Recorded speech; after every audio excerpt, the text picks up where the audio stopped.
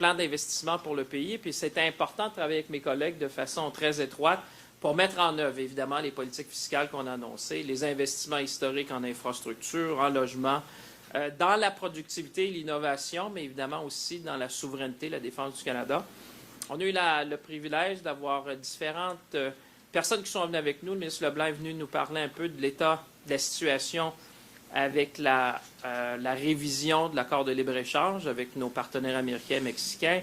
On a eu différents intervenants qui sont venus aussi nous parler de la situation sur le commerce interne. On a eu le gouverneur de la Banque centrale du Canada, Tiff Macklem, qui est venu aussi nous donner un peu un état des lieux sur la situation économique vue de sa perspective. Moi, j'ai partagé avec les collègues la récente rencontre qu'on a eue avec les ministres des Finances du G7, évidemment, qui s'est tenue lundi. Donc, c'était un agenda qui était chargé, mais je pense que ce que vous voyez ensemble, puis vous aurez la chance d'entendre mes collègues, beaucoup d'unité, unité dans l'action, unité dans la vision, unité aussi dans un sens de vouloir faire plus ensemble. Je pense qu'on s'est dit qu'il fallait agir avec rapidité, avec ambition. Il y a beaucoup de choses qu'on peut faire comme ministre des Finances à travers les différents budgets, mais aussi à travers nos différentes capitales pour accélérer, je pense, le pas. Je pense qu'il y avait un désir d'accélérer nos actions. Et je remercie vraiment les collègues parce qu'ensemble, on peut faire la différence. On se rend compte qu'il y a un moment d'unité nationale qui est assez unique dans l'histoire du pays. Je pense que les gens qui sont ici sont prêts à répondre au rendez-vous, prêts à répondre aussi à l'action qu'on a besoin. C'est vrai qu'il y a du vent de face à l'échelle internationale, mais comme le premier ministre l'a dit souvent, il y a beaucoup de choses qu'on peut contrôler, bâtir une économie canadienne, être nos meilleurs clients, développer nos processus d'acquisition, développer, par exemple, des processus qui vont nous permettre d'aller plus rapidement dans l'émission des permis, regarder au niveau de l'approvisionnement. Donc, on a vraiment fait un éventail des choses qu'on peut faire ensemble. So, I just want to say thank you to my colleagues for coming here to Ottawa. It's a privilege to be with you. This is on the back of Budget 2025, where we provided a blueprint for the future of this country, an investment budget that focuses on the key things that will grow this nation to be the strongest economy in the G7, looking at infrastructure, looking at housing, looking at productivity innovation, looking at our defense, investment in defense. We were joined this morning by Minister Leblanc, which came and gave a good overview, I would say, of the CUSMA situation, talking about the review, talking about his recent visit to Mexico. We also had colleagues which talked about the situation about internal trade. We had the governor of the Bank of Canada, which came to give us his perspective about the state of the Canadian economy. I had the opportunity to share with my colleagues the recent discussion at the G7. Canada hosted a G7 finance ministers meeting just earlier this week. And what you see, I think, is a sense of unity, a sense of action, a sense of purpose. You know, we all understand that we need ambition. Speed and scale is going to be key. We talk about things, how we can move forward on housing, how can we do more on infrastructure, how can we move from one project, one review, making sure that we seize the opportunity that is in front of us. There's a bit of headwind. We understand that. We have all seen it. But there's a lot we can do. And the Prime Minister have said, focus on what we can control. That's what we're doing. And I think the team that you see here is really the one which can deliver for Canadians. So I'm grateful because there's a sense of unity, a sense of purpose, and really a sense of working together as one nation for the benefit of our workers, our industry, and obviously our country. So with that, I'll turn over to Jill, which is really the chair. I'm just the host. The real chair is Jill from Prince Edward Island. So Jill, I'll turn over to you, and then we'll be taking questions. Merci. Jill, the floor is yours. I'll go there. Thank you, Minister Champagne. And yes, the meetings that we just had over the course of the day, and we had an earlier provincial territorial meeting, was very productive. I think we're all walking away with a renewed sense of ambition. There was a lot of talk of our economy, productivity, trying to make that tax dollar go a little bit farther for Canadians, so working together. There is a lot of an alignment here between the federal government, the provincial government, and so looking to find efficiencies and more effective spends for Canadians to deliver what we need to deliver collectively, and to raise our nation just a little bit higher, growing our GDP, nation-building projects, but what the provinces will be looking for is a little bit of flexibility. That's what we're looking for. We gained a lot of clarification over the course of the day on different funding streams. So we got a lot of answers today, a lot of clarification, and I think we have a lot of action items that we're all going to take back. We're going to meet more regularly and come to the table with what's been done at the next meeting. So there's accountability built in. So yeah, I think Canadians can probably feel good about what we accomplished today. I think we're all going back and we're going to get to work. Thank you. Thank you, Minister. The ministers will now take questions for 25 minutes. Les ministres prendront maintenant des questions pour 25 minutes. One question, one follow-up as always, starting with Promit. Thank you. Good afternoon, Minister. Nice to see you again. Thank you. And yeah, as you know, this is Promit Mukherjee from Reuters. Minister, I have a question on G7. I mean, recently there was a G7 finance ministers meeting, and the talks about leveraging the frozen Russian assets have resurfaced. So what is Canada's stance on that, and which institution in Canada actually holds the bulk of these assets? Well, that's a very good question, and it gave me the opportunity to brief my colleagues, the finance ministers of Canada about the discussion. You would know that in our last G7 meeting, which was on Monday, the main item on the agenda, I mean, there was discussions around critical minerals, around export control, and obviously Ukraine. As you know, since Canada chaired the G7, Ukraine has always been a key focus of our attention as G7 ministers. There have been updates about what our European colleagues are doing, because as you know, the funds are held at Euroclear in Brussels. So there's been discussion about the different scenarios that our friends in Europe are looking at. I know they'll have a meeting on December 19 with the leaders to decide the way forward. There's different options, as you would know well, on the table for our European colleagues to decide. From a Canadian perspective, as you know, there's very little assets which are within jurisdiction. But Canada is very, we've always been very helpful, I would say, in this discussion, not only in convening the meetings as chair, but also as providing solution. And I want to salute also the work of my colleague, Chrystia Freeland, our special envoy for Ukraine. We always have the finance minister of Ukraine as well as a partner. We met just recently. Everyone is focused on trying to find a way forward to leverage the frozen Russian assets in order to provide the support which is very much needed. The IMF presented also their options. So I would say it's an ongoing discussion. We all try to do our utmost to support Ukraine at this very difficult moment, understanding their financing need, understanding that we need to leverage the frozen Russian assets, and at the same time, Canada has been at the forefront of these discussions to provide solutions. As a follow-up, there has been a raft of very good numbers on the economy recently. I mean, we know about the GDP, jobs, and even the trade data today. Do you think this good streak will be sustainable going forward into the next year? Well, listen, one thing I've heard and one thing I've learned is humility. When you're in a world, and I can leave some of my colleagues that they want to add, but you will have seen when we presented our budget in November, we referred to the uncertainty index produced by the International Monetary Fund. And you would have seen that if you look at the world today, the level of uncertainty is higher than what you found in 2008 during the financial crisis. So when you're navigating in a world of uncertainty, I think, yes, Canada has good performance, like you said, on job numbers, on growth. I think we heard from the Governor of the Bank of Canada, the economy is probably more resilient than some had perhaps anticipated even a year ago. Going forward, I believe in the fundamentals. I mean, those are the people who will deliver. When I look, we're a magnet for talent. Canada in the G7 is one of the few countries where we produce cars, we produce planes, we produce ships. ships, we've been a leader in AI and quantum. We have critical minerals. We have natural resources. We have energy. We're a leader in nuclear energy. We're the only one in the G7 with a free trade agreement with all the other G7 nations. So the fundamentals are strong. Now what we need to do is the work that, we said today we met. We have the blueprint of the federal budget. There are going to be provincial, territorial budgets coming. Now it's all about execution. It's about speed and scale, seizing the opportunity, meeting the moment. But you're right. When you compare, and I'll be in Europe next week, we'll be meeting with the French finance minister, the German finance minister, and the UK chancellor to look at the way forward. But I think it's true. If you compare Canada to many, we are in a great fiscal position. But we also live in a world of uncertainty.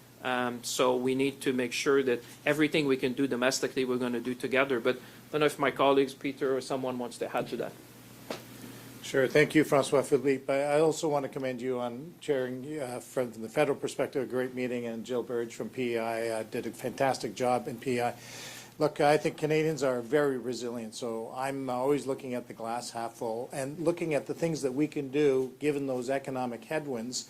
We talked about interprovincial trade here in Canada. This is our moment, so we're driving full steam ahead on creating opportunities through interprovincial trade. We talked about procurement, where we can work together to really boost our tax dollar and create good jobs and keep pushing there.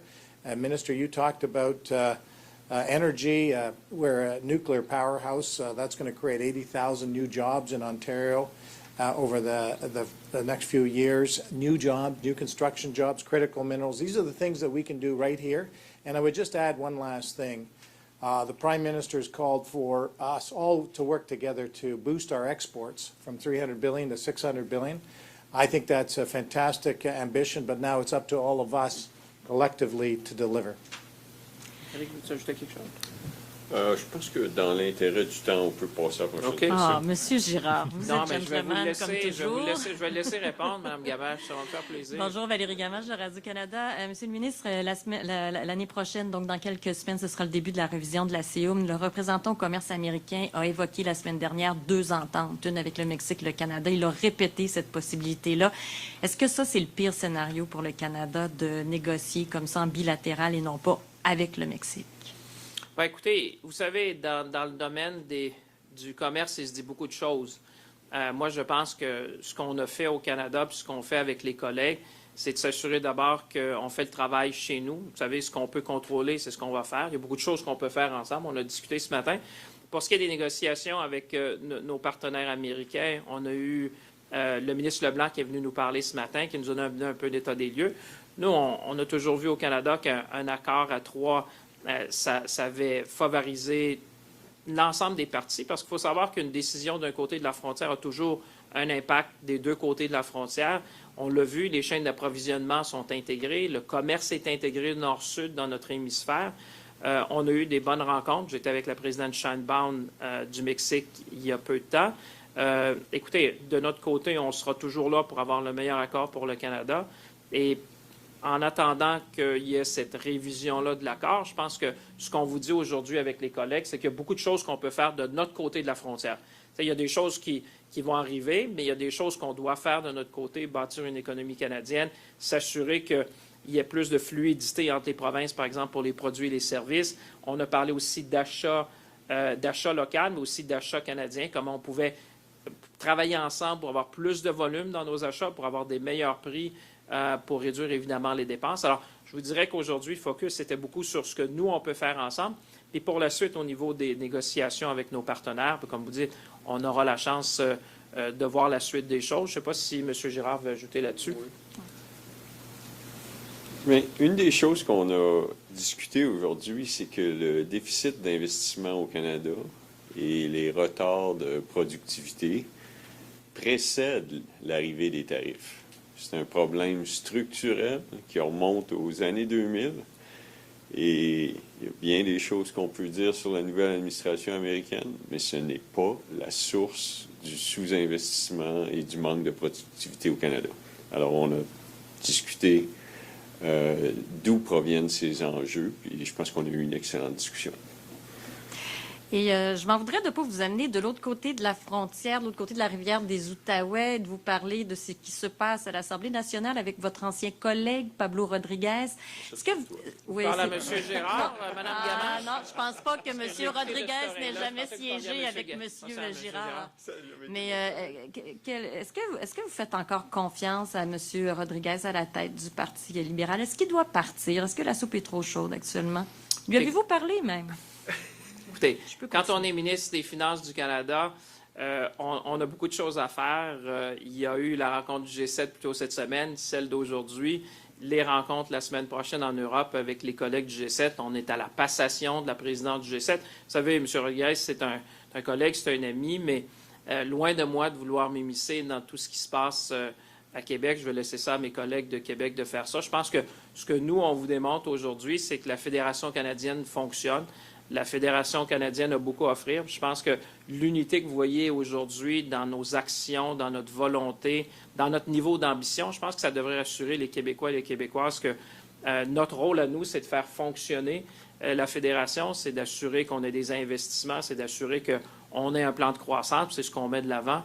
Alors, je pense qu'aujourd'hui, vous devriez être rassurés de voir qu'on travaille main dans la main avec nos collègues de Québec, puis évidemment les collègues d'à travers le pays. Next question, Jordan. Hi, Minister Champagne, Jordan Gowling, Financial Post. Nice to see you. The CRA came out with the results of its 100-day improvement plan. Are you satisfied, or would you like to see them go further in terms of improvement in services? I should turn around. Are you satisfied? No, okay, I'll take your smile as a nod.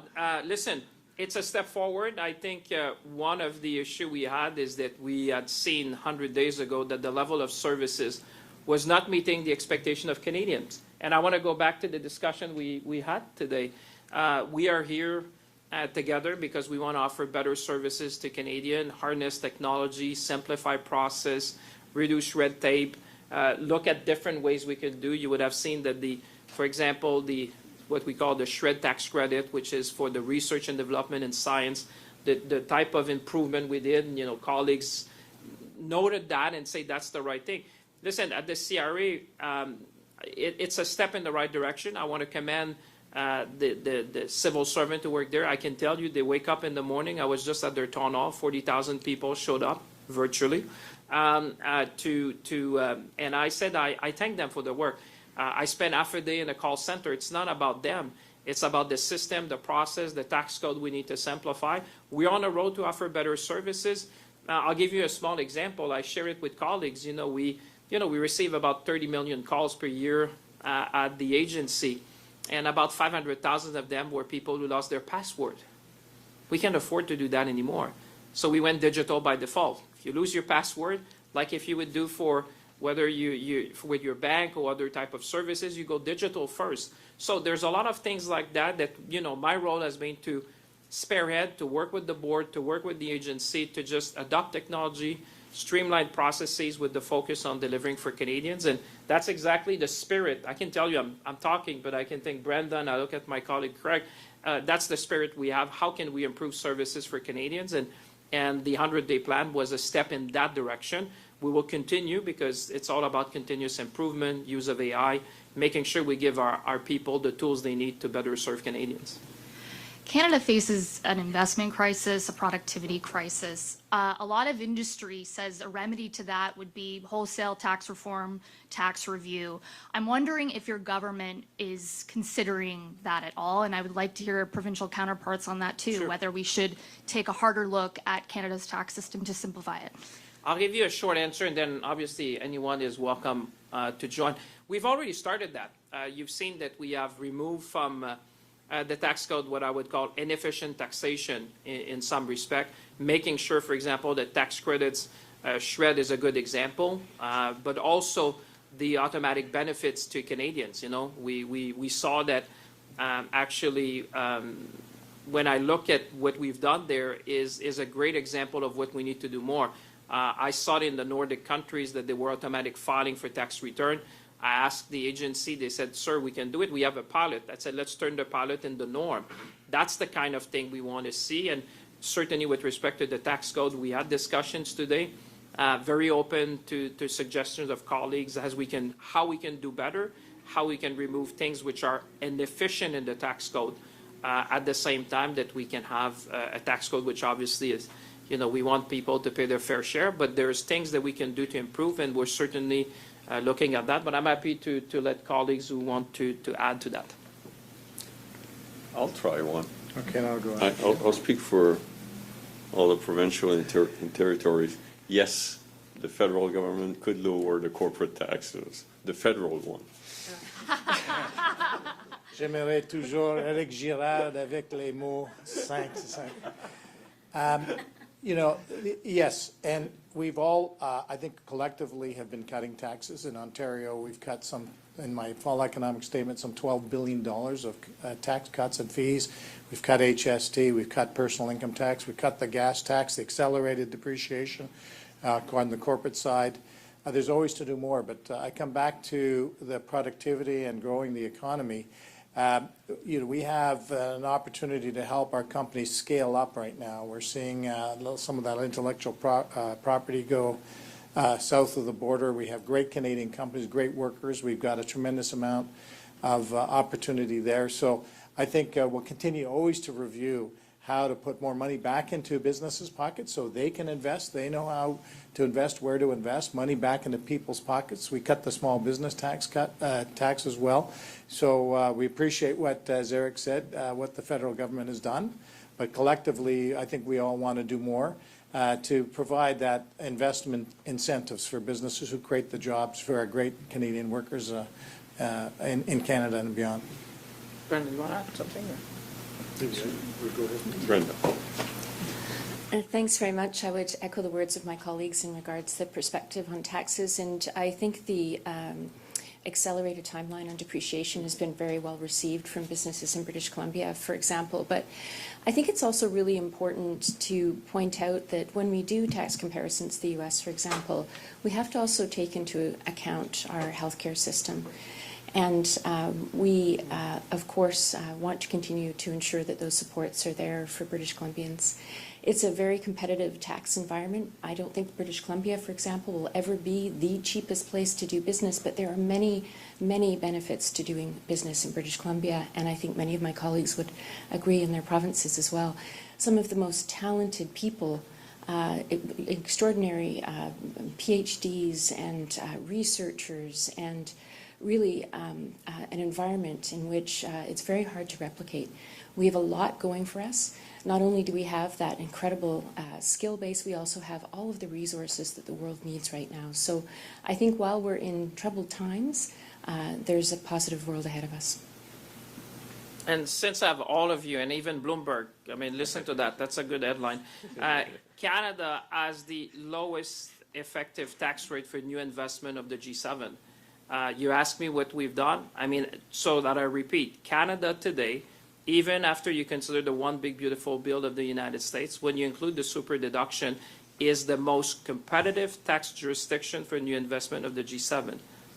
So that is Canada today. And that's something we need obviously to repeat, and making sure that the productivity super deduction, what we call the marginal effective tax rate, I'm not sure that everyone has realized that, but I can tell you my G7 colleagues have realized it, because everyone is looking at Canada, not 13.2%. We're the most competitive jurisdiction for new investment, and this is all that we say. We need to bring more private investment. That was all the purpose of the budget, but I wanted to say that. Sir, up to you. Greg Quinn, Market News. Good afternoon. You mentioned you meeting with the Bank of Canada. I had a question on a bit of that. In Quebec, the Parti québécois said the Bank of Canada has not represented Quebec's economy well. If they become government, they will create a new currency for the province of Quebec and quit the Bank of Canada. That's different from 1995 when they wanted to keep the currency. So I wonder what you could make about this argument that in the last couple of decades, the Bank of Canada, a federal institution you look after, has done a disservice to Quebec. But to me or to Minister Girard, you want that question? Whoever wants to respond to that. Well, I'll say a few words, and then first of all, the Bank of Canada is an independent entity from government, but I would say it serves well Canadians, and it has served well Quebecers as well. I mean, this is one of the most trusted institutions in the country, which has provided stability to our economy.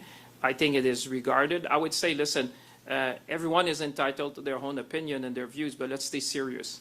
We're facing some of the most challenging time in the nation history, I would say in the world. When I said we were facing headwind, I can tell you some are comparing the period you and I are living today to 1945. Some would say the fall of the Berlin Wall. I would say we need to make sure that the strong institutions that have made Canada the country that it is today need to be respected. They need to be, I would say, talked about because they provide that kind of stability you need. And I think the strong democratic institution, the strong banking system we have in Canada, the role of the Bank of Canada has been serving well Canadians for generations, including Quebecers, and I'm one of them. As you know, I represent a riding in Quebec, so I would say let's stay serious, let's stay focused, and let's cherish what have made this country one of the most respected one when it comes to the banking sector and stability of our currency, and stability also with respect to attracting investment and providing growth to Canadians for decades. Bien, ça me fait plaisir de venir à Ottawa pour répondre à des questions comme ça, parce qu'on ne me les pose pas souvent à Québec.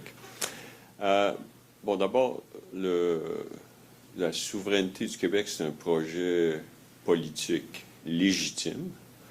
La plupart des experts en économie vous diraient que ce n'est pas un projet économique ou que le Québec ne serait pas gagnant économiquement d'être indépendant. Alors, projet politique légitime, projet économique moins convaincant.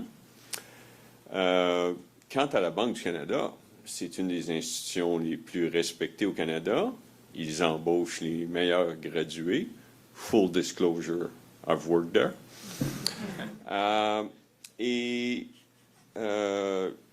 On est une fédération. There were situations when the Bank of Canada rates looked a little high for where the state of the Quebec economy was, and there were other occasions where it was probably low in relation to where Quebec was. So overall, the Federation works well, and the Bank of Canada is a great independent institution. Next question, Greg. Secondly, as we come to the end of the year, as Promit noted, we've had a lot of very rosy economic data in Canada, even though many economists predicted we'd have a recession because of the U.S. tariff war. The global economy has also been quite resilient. My question about that, though, is, you know, Donald Trump argued very forcefully that tariffs would not hurt the global economy. The U.S. would come out a winner, and other parties might not be that affected. I suspect he'll continue to make that argument. Would he be right in saying now that tariffs were not terribly disruptive or damaging to the global economy? Well, let me comment. I mean, you don't need to take it from me. You just have to look at the OECD report that was released a few days ago.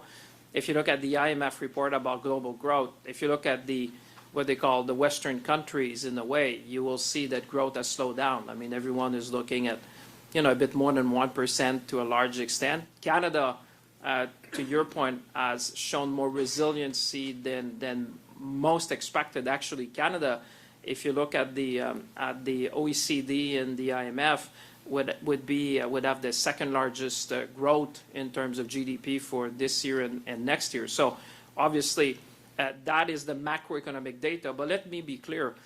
If you're a steel worker in Hamilton, you don't feel this way.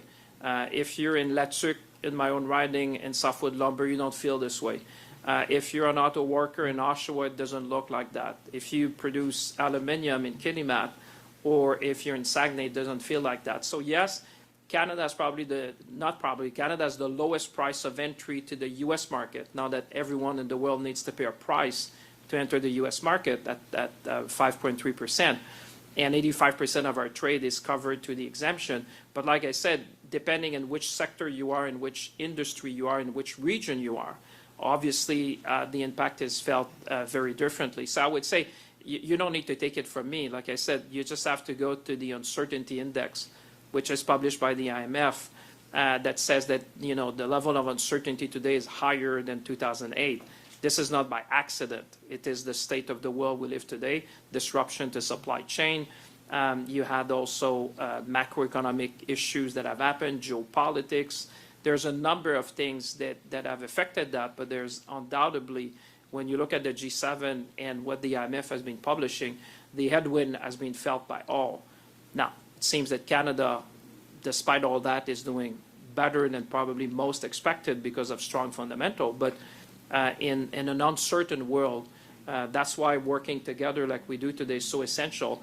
Control, act on what we can do. You know, one Canadian economy, be our own best customer, making sure we do procurement together, streamlining one project, one assessment. That's the type of thing that would make the Canadian economy more resilient. But I'm happy to pass on if there's any colleagues who want to add to that. Well, maybe I'll just quickly, you mentioned it, the one permit, one process is really powerful. We've got the Ring of Fire to unleash tremendous resources in Ontario and critical minerals. That's right across the country. So the one permit, one approval process with the support of the federal government will really advance that to help boost our economy, not just in the short run, but the long run as well. And of course, anything we can do to reduce red tape, we're all in. Sure. Sir? Hi there, Max Paris, CBC News. This is for Minister Bailey from BC. That's great. With regards to the MOU between Alberta and Ottawa, your boss, Premier Eby, has said that that it possibly puts a number of projects that are already underway in BC in jeopardy. What did you tell the Minister of Finance about the possibility of those projects being put in jeopardy? Thank you for the question. Really, the focus of our work here today was to find areas where we're win-win scenarios, and there are many amongst our colleagues with BC and the federal government. We've had the opportunity to be identified for 4 major projects in a number of different areas, including LNG. We intend to continue to drive forward on those projects. We know that there's $30 billion at play in terms of delivering on them, and that will be our focus. Okay, and I guess for Mr. Bethlen-Falvey, what I'd like to know is, so there was a carve-out in that MOU in certain environmental regulations for Alberta. Would your province, Ontario, be looking for similar carve-outs for, say, the Ring of Fire? Yes. Projects in the Ring of Fire? Yes, and I think this is reinforces what we talked about today, that we have to move quickly with speed to boost our economy. There's lots of things we can do independent of other headwinds here in Canada. We in Ontario fully support and endorse the pipeline into to the West Coast to new markets. We know that there's a lot of discussions and conversations that have to happen, but I want to be crystal clear that this makes sense. This is a time that we have, you know, our economic livelihoods are being challenged, like we haven't seen, as Minister Champagne had said, for some time, perhaps post-World War II, where we had to rebuild. This is an opportunity. So yes, we're constantly working with the federal government, looking for carve-outs, working in partnership with First Nations, and I would highlight, for example, in the Ring of Fire, the 3 First Nations directly involved have all supported building in the Ring of Fire. They've led the environmental assessment. They've led the charge to get infrastructure built.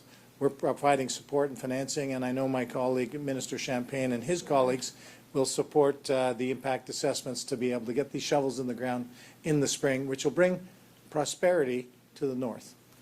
Anything to say about that, Minister Champagne?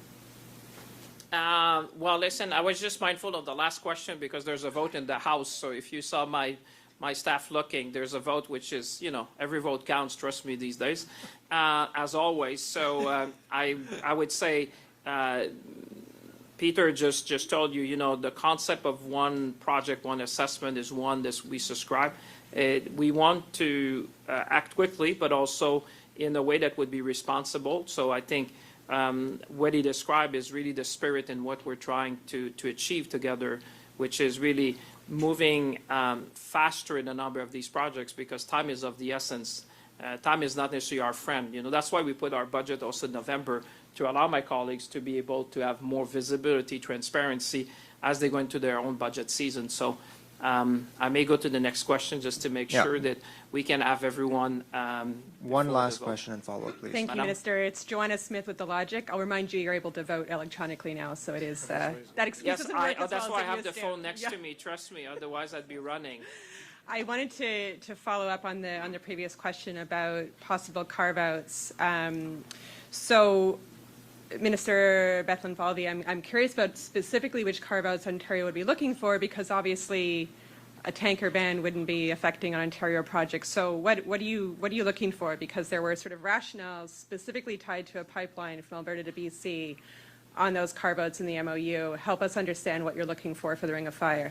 Yeah, I won't go into specifics, their conversations that we're having, but I think what we wanted to signal is our support for doing what it takes to get things done in collaboration with all provinces, and signal our support for the, I think, historic MOU that was signed between the Government of Canada and Alberta. We're mindful of some of the challenges and the conversations that have to occur, but this is something that Ontario supports. We have similar processes and conversations, as I mentioned, First Nations who are leading the environmental assessments in Ontario. We want the support, for example, of the federal government not to layer in their own assessments to acknowledge and approve those assessments that are being led by the First Nations themselves. So it's in that spirit that our support is there. Okay, and the second question to Minister Champagne. I know you were asked a lot about Stellantis yesterday in the House, but I wanted to follow up on some specifics. So Conservative MP Kyle Seaback said yesterday that the contract showed that Stellantis agreed to maintain an average of 4,475 FTEs rather than the 8,000. I'm curious, like, what made you feel confident at the time in negotiating that contract to give Stellantis that amount of wiggle room? Well, what I would say, you have, and again, I'm happy that you followed the testimony yesterday. It lasted more than an hour. I tried to help them understand. Appreciate that they may not be familiar with the contracts, but you have to look at the what we call the SIF agreement, the Special Contribution Agreement, the Next Star agreement as well, because these they're all interconnected. So if you see, you have a number of jobs which are protected, but like I said, this is a floor, because when you ask any corporate to give you a sense of how many people they will employ over more than a decade, there's always an average, and what you negotiate is a floor with commitment, because again, I don't want to be too technical, because my colleagues will probably think we're going very technical, but you know, there's another section in the agreement that was very specific as to the fact that Stellantis needs to maintain the Brampton facility open. So when you read this clause plus this other clause, and I'm a lawyer, so I happen to understand these things perhaps better than some of those who asked me the question yesterday. When you see the interaction between the two clauses, that's you say you have a floor, you have an average for more than a decade, and you have also another section that says the plant in Brampton needs to remain open. That's a covenant in the agreement.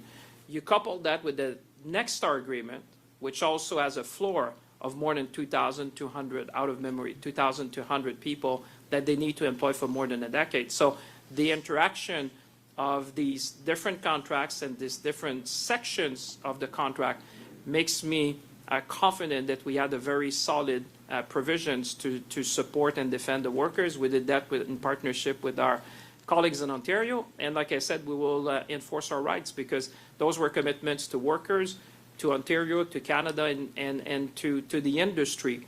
So I think they've heard us loud and clear, and the spirit of the agreement was really to make sure that you know, we want them to be in the country, but one thing they should not forgive is that we will enforce all the rights that we have under the various agreements. We will take this last question. No, and follow but up. yes, I'm sorry, because Thank you. you Hi, go ahead. Minister Champagne. It's No, they Marlo told me Glass about, from it's the not Hill me, it's the Times. vote. No, I know. There's a few things I don't control, which I'll be is quick. the vote is one of them. Listen, so yesterday, CRA officials said that it's impossible to answer all the calls that come into the call centers, and that they were pleased with 70% of calls being answered.